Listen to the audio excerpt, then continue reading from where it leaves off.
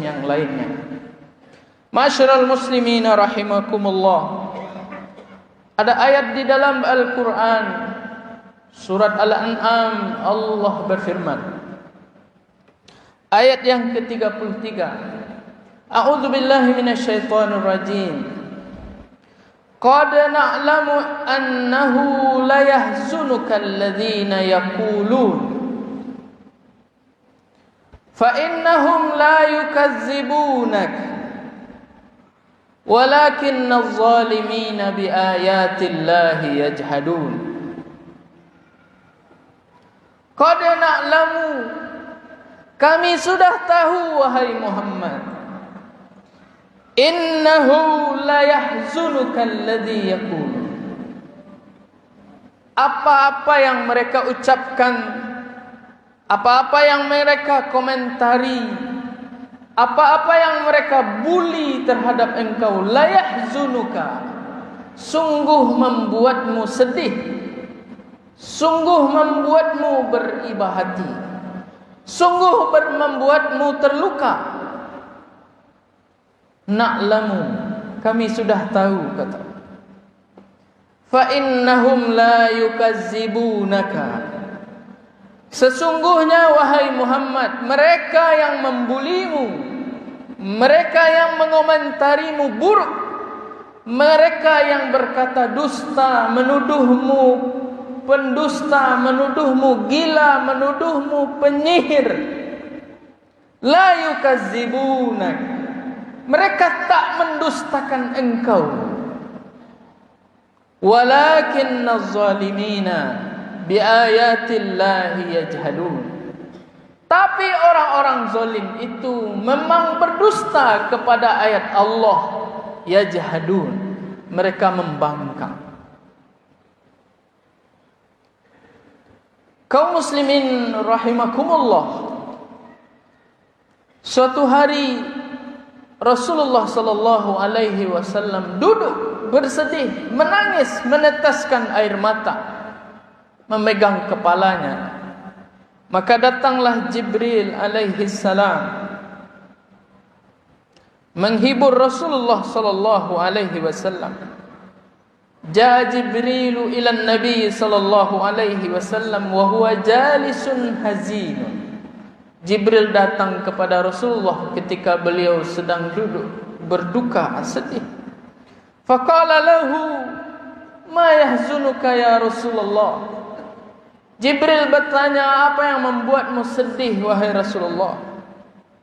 Kata Rasulullah, kazzabani haula'i,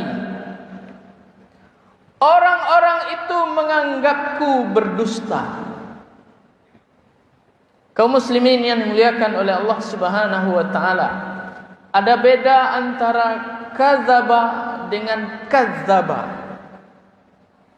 Kalau kadzaba artinya berdusta, kalau kazzaba artinya menganggap orang yang menyampaikan berita itu berdusta.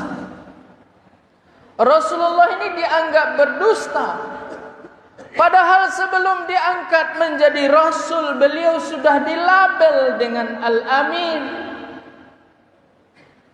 Semenjak kecil Abu Jahal tak menemukan dusta dari mulut Nabi Muhammad sallallahu alaihi wasallam.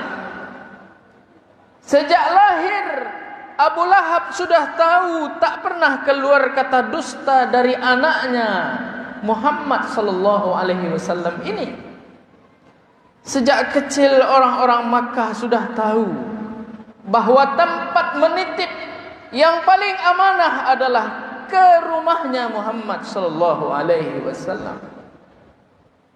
Maka Nabi Muhammad sebelum diangkat menjadi Rasul, di Makkah itu sudah diberi gelar 4 sifat yang melekat di dalam dirinya. Yang pertama Siddiq, yang kedua amanah, yang ketiga tabligh, yang keempat fatonah. Ini sifat, bukan sifat sesudah menjadi Rasul. Sifat yang empat ini dilabelkan oleh orang-orang Quraisy, orang-orang yang bergaul dengan Rasulullah, orang yang kenal dengan Nabi sebelum diangkat menjadi Rasul di Makkah dan dimanapun saja. Sifat ini sudah ada. Tetapi ketika Rasulullah menyampaikan misi Islam, menyampaikan misi dakwah, menyampaikan misi menyelamatkan manusia dari neraka, memasukkan manusia ke surga, memperkenalkan Allah Subhanahu wa taala, naik ke Bukit Safa. Ketika Rasulullah mengucapkan la ilaha illallah, disitulah Abu Lahab berubah. Disitulah Abu Jahal menyumpah. Disitulah orang-orang terdekat Rasulullah sallallahu alaihi wasallam berubah arah. Ma'asyiral muslimina rahimakumullah. Rasulullah kemudian dituduh berdusta. Rasulullah kemudian dituduh penyair.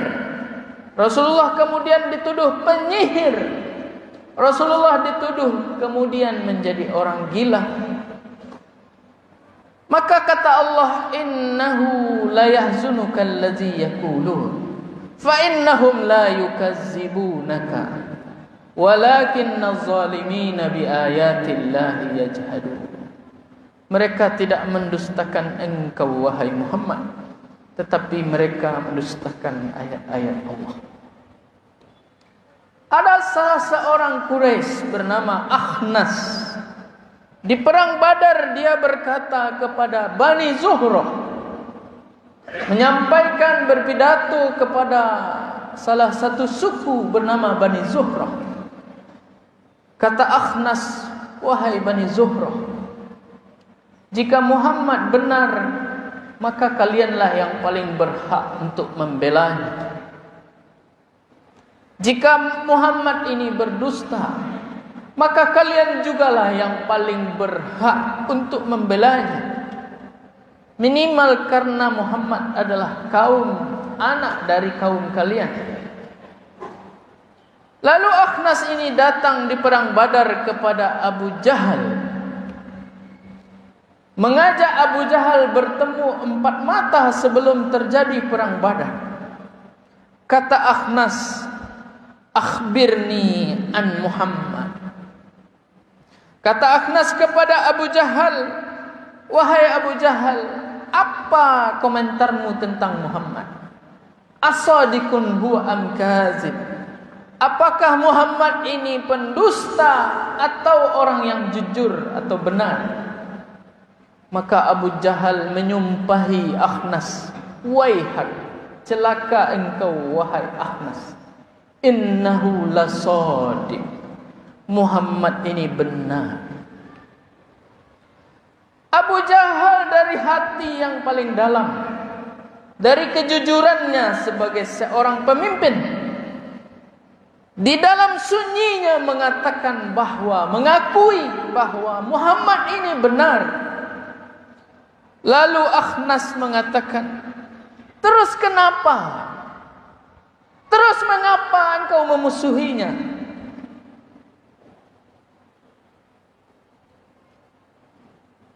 Maka Abu Jahal mengatakan, iza zahaba bani Qusay bil liwa'i wal hijabati was siqayati wan nubuwati famadha yakunu lisairi Quraisyin ba'd. Abu Jahal mengatakan, wahai Akhnas, Muhammad ini benar, Muhammad ini jujur, apa yang disampaikannya adalah benar. Tapi ada satu, kata Abu Jahal, iza zahaba bani Qusay bil liwa'i wal hijabati was siqayati wan nubuwati. Kalau Bani Qusay ini membawa semuanya, mengerjakan semuanya, mengambil semuanya, mulai dari bendera,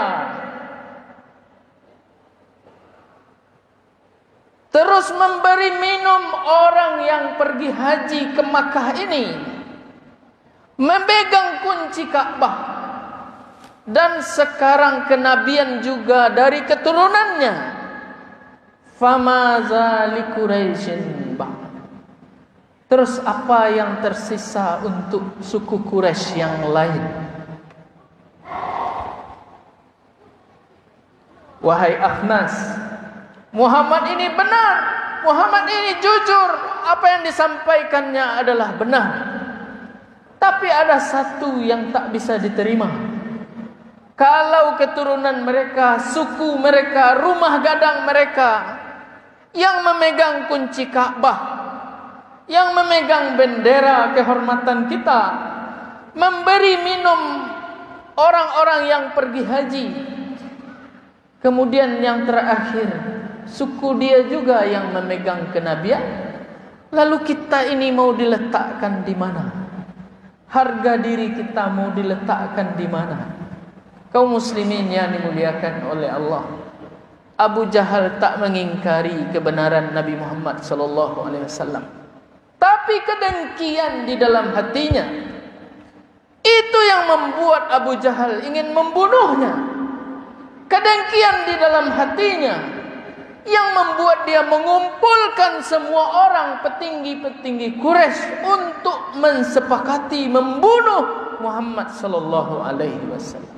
Kedengkian di Abu Jahal itu yang membawanya untuk melobi pamannya Rasulullah SAW, Abu Lahab, untuk memusuhi semenjak Rasulullah mengumumkan kenabiannya di Bukit Safa sampai akhir hayatnya. Kebenciannya lah kepada Rasulullah, kedengkiannya tidak mendapatkan posisi kebaikan apa-apa, tidak mendapatkan nama, tidak mendapatkan popularitas. Itulah yang membuat Abu Jahal memusuhi Rasulullah SAW. Sama persis dengan orang-orang Yahudi. Suatu hari Rasulullah SAW memanggil salah seorang putra terbaik dari suku Yahudi di Madinah, bernama Abdullah bin Salam. Dibawalah Abdullah ini kepada orang pemuka-pemuka Yahudi. Lalu Rasulullah bertanya, wahai ahli kitab, siapakah Abdullah bin Salam ini?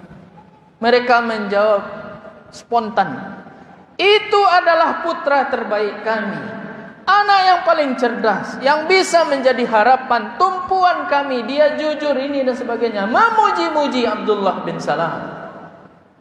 Lalu Rasulullah bertanya, bagaimana kalau dia memeluk Islam dan mengucapkan syahadat asyhadu an la ilaha illallah wa asyhadu anna Muhammadar Rasul? Langsung saja, spontan saja, pemuka-pemuka Yahudi mengatakan, kalau begitu dia adalah anak kami yang kurang hajar, dialah anak pezina, kami tak layak mempunyai anak seperti itu. Apa yang membuat mereka berubah komentar dari yang baik menuju yang buruk? Kalau tidak kedengkian yang bersarang di dalam hatinya. Ma'asyiral muslimina rahimakumullah.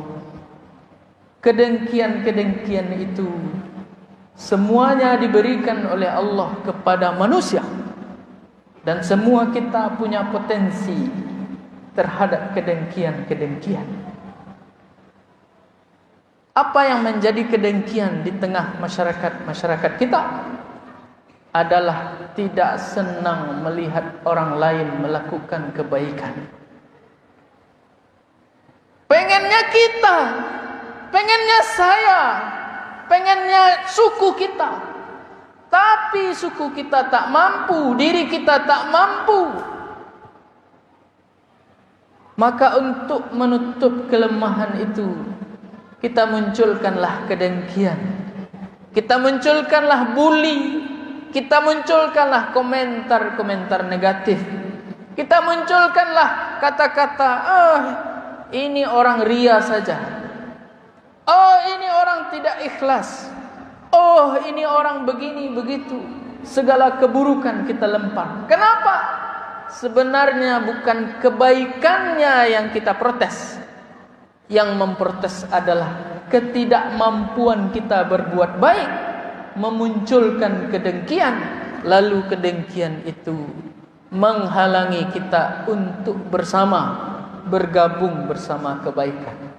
Itulah yang dilakukan oleh Abu Jahal. Itulah yang dilakukan oleh orang-orang Yahudi. Itulah yang dilakukan oleh orang-orang Nasrani. Itulah yang dilakukan oleh orang-orang munafik di kota Madinah. Itulah yang dilakukan oleh orang-orang yang membenci agama Islam. Maka Allah mengatakan walan tarda ankal yahudu walan nasara hatta tattabi'a millatahum. Tidak akan pernah senang orang Yahudi, Nasrani sampai kalian mengikuti millah mereka. Fa'tabiru ya ulil absar la'allakum turhamun.